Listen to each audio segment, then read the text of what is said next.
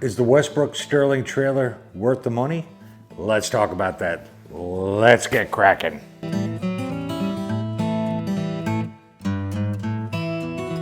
Good moto morning, beautiful people. Welcome to Kraken's Garage. Today we're going to talk about the Westbrook Stirling trailer kit that I purchased. We'll talk about the pricing of it and how I trimmed it out, and I've taken it on a few journeys to pick up a few loads of stuff, how it trailers behind my Ford Bronco. Plus, we're going to give a shout out at the end of this video. I hope you stick around to find out who that is. Let's get to the video. This trailer retails on Lowe's, Home Depot, and Tractor Supply for $849.99, basically $850. They do run sales as usual. Always check around holidays and you are likely to find one of these trailers on sale. I bought mine for $674. Now by the time I added 3/4 inch plywood, the lumber, all the nuts and bolts, and the paint and the way I wanted to trim it out, I probably have close to $1,000 in it. But how often do you get a tailored fit trailer in an off-the-rack world?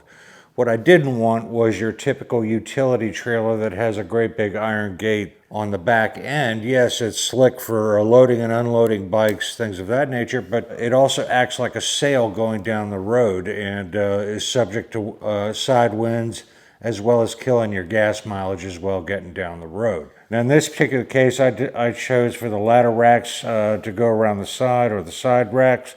There's 2 bolts in each rack and they pop right off. So for loading and unloading on a trailer, I have a ramp over there that I've been using for quite some time. Set it up to this lip right here and you can load your bike, you're good to go. It's a 4x8 trailer and the load rating for this trailer is 1,000 pounds. So when you get into a full-size dresser Harley, loaded down with luggage and that kind of thing, you're at the limits of what this trailer can carry. Yes, I would go pick somebody up and get them out of a tight squeeze with this trailer with a 1,000-pound bike, but I wouldn't want to travel across country with it because, like I said, you're at the limits of what the trailer's capable of carrying. But for a short, quick trip to get them to the bike shop and get their bike repaired and back on the road, absolutely, it'll do in a pinch. The trailer has easy lube fittings for your Zerg fittings to grease the bearings.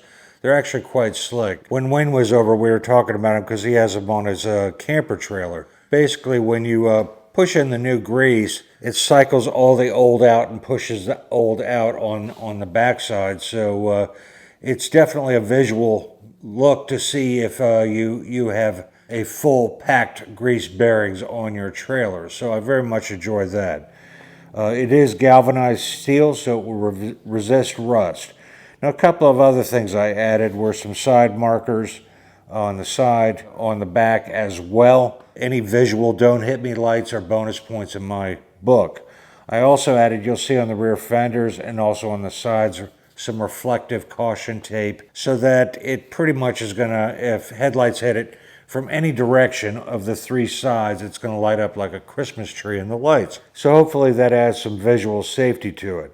I will say that the lights that came with it are not LED, they're bottom of the barrel Chinese lights that aren't very secure. What I mean by that, when you are wiring up the trailer, you just nip off the ends of the protective coating on the wire and just shove the wires into the back end of that. It's not exactly very secure. On my to-do list, when I get time, I'll disassemble it and then I will hard wire or solder those wires to those lights. I don't care about the incandescent, they're fine. What I do care about is that wire staying in there and working. It did come with a 1 7/8 inch ball hitch for the front end of it. I normally run 2 inch, but I had to run out and buy a 1 7/8 inch ball to accommodate this trailer.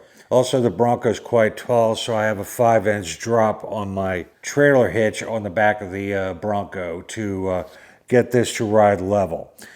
Now, how it rides going down the road is interesting.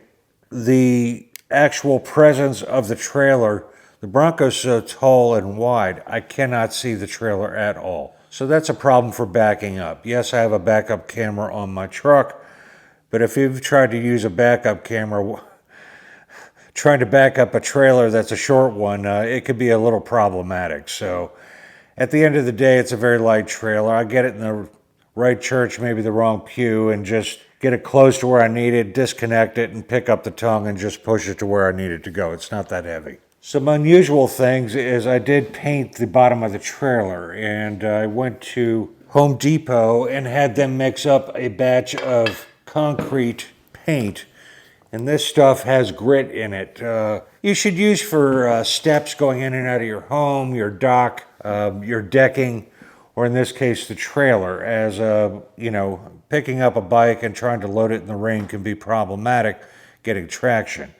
Also on Amazon, I ordered some no skid tape as well that I ran down the middle that kind of set up to look like invasion stripes from World War II, if that makes sense. Lastly, there are 6 tie-down points, and I only have 2 installed. I ordered 6 of them on Amazon. 2 came within 2 days. The other 4 are coming from a slow boat from China and should be here in another week. So much for Amazon Prime. But they'll work just fine. They're stainless steel, and they won't be rusting and crapping out. And last item is I have it tarp to go over the top of it. I'll just use some paracord and lace it to the top of the trailer. While it's not in use, it'll be parked outside, and hopefully that will keep some of the weather off of the wood on the trailer. I did put 2 coats of stain and 2 coats of lacquer on the trailer, but that's only going to last so long before I have to sand it and redo it again.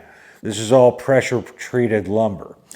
On a side note, when I went to buy the 3/4 inch plywood, they no longer make 3/4 inch plywood. Plywood they make now, instead of 1/4 inch, 1/2 inch, and 3/4 inch, is 7/16, 19 30-seconds, and 23 30-seconds. What the heck is going on there? I guess maybe they cheapened the plywood up and slimmed it down ever so slightly to cut costs, but still charge you over $50 for a 4x8 sheet of pressure-treated plywood.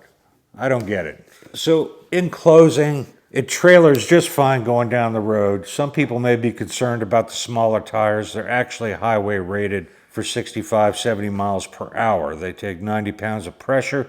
They will carry the load just fine. So I'm not worried about them. I did my research on the tires, and they're actually a darn good tire and should last quite a long time. I got no porpoising, no sway, or any kind of janky stuff going down the road. It tracked just beautifully with load or without load. So my final thoughts on this trailer, on the Westbrook kit trailer, is it's a definite thumbs up from Kraken's Garage. It will serve me well for many years, and I very much enjoyed building it. Then again, I enjoy these things. One last final thought. There's a barcode on here, and if you scan it with your phone, it will take you to a link right to their videos on how to build that exact model of trailers. And they have many, many different models of trailers. So very helpful instructional video, as the paper instructions were a little lackluster, let's say. You know what time it is. This week's shout out goes to Bogey Biker. Jack has 1,560 subs.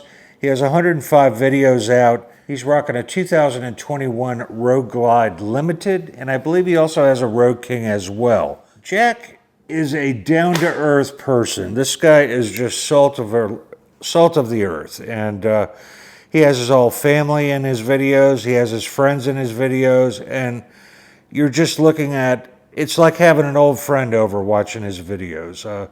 He did a very interesting video on what he's accomplished and what he's learned in YouTube over the last year, the 10 things that he learned from doing YouTube. I will say this to him: you have accomplished a lot more than almost every motovlogger out there that's doing moto content in 1 year with the number of subs and videos that you have put out. You're doing a fine job. It needs to grow organically, and you're doing that.